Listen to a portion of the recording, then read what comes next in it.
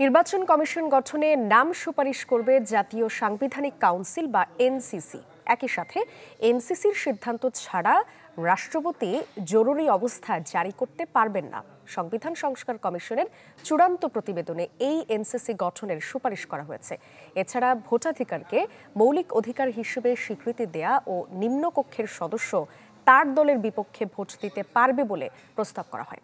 Ashikin প্রিন্সের report.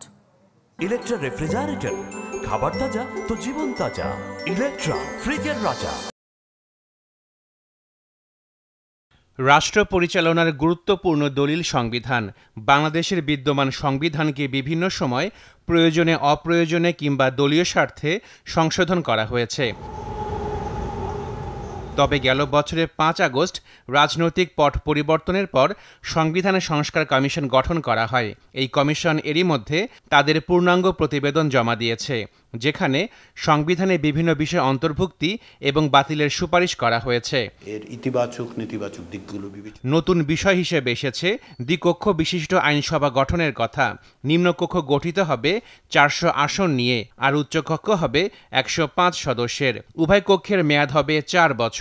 উচ্চকক্ষ অভিহিত হবে senate নামে।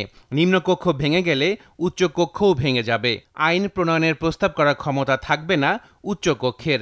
আর নিম্নকক্ষ থেকে পাশ হওয়া কোনো বিল উচ্চকক্ষে 2 মাসের বেশি আটকে রাখলে তা উচ্চকক্ষে অনুমোদিত বলে বিবেচিত হবে। সংবিধানে সংশোধন করতে 2 কক্ষের মোট সদস্য সংখ্যার 2/3 সংখ্যাগরিষ্ঠতার অনুমোদন লাগবে। এরপর তা যাবে গণভোটে। এছাড়া কোনো আন্তর্জাতিক চুক্তি স্বাক্ষরের আগে উভয় কক্ষের সংখ্যাগরিষ্ঠের ভোটে অনুমোদন নিতে হবে। সংবিধান সংস্কার কমিশনের প্রতিবেদনে জাতীয় সাংবিধানিক কাউন্সিল গঠনের কথা বলা হয়েছে। সংসদ থাকলে 9 সদস্যের একটি কাউন্সিল থাকবে, আর না থাকলে 5 সদস্যের এনসিসি গঠনের সুপারিশ করা হয়েছে। এই কাউন্সিল প্রধান নির্বাচন কমিশনার সহ অন্যান্য কমিশনার, অ্যাটর্নি জেনারেল, সরকারি কর্ম কমিশন, দুর্নীতি দমন কমিশন এবং মানবাধিকার কমিশনের প্রধান সহ অন্যান্য কমিশনার প্রতিরক্ষা বাহিনীর প্রধানের পদে নিয়োগের জন্য রাষ্ট্রপতির কাছে নাম প্রেরণ করবে। রাষ্ট্রপতির মেয়াদ হবে 4 বছর। তিনি নির্বাচিত হবেন নির্বাচক মণ্ডলীর সংখ্যাগরিষ্ঠ ভোটে। ইলেকটোরাল কলেজ হবে উভয় কক্ষের প্রতিটি সদস্যের একটি করে ভোট, প্রতিটি জেলা সমন্বয় কাউন্সিলের সামষ্টিকভাবে একটি করে ভোট এবং সিটি কর্পোরেশনের সমন্বয় কাউন্সিলের সামষ্টিকভাবে একটি করে ভোটে। এছাড়াও সুপারিশ করা হয় এনসিসির সিদ্ধান্ত ছাড়া রাষ্ট্রপতি জরুরি অবস্থা জারি করতে পারবেন না। জরুরি অবস্থার সময়কাল 60 দিনের বেশি হবে না, তবে বিশেষ প্রয়োজনে এই মেয়াদ আরও 60 দিন বাড়ানো যাবে।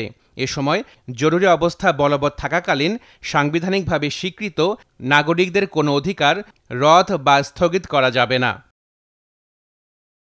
শেখ মুজিবুর রহমানের প্রতিকৃতি প্রদর্শনের বাধ্যবাধকতার বিধান বাতিলের সুপারিশ করা হয়েছে।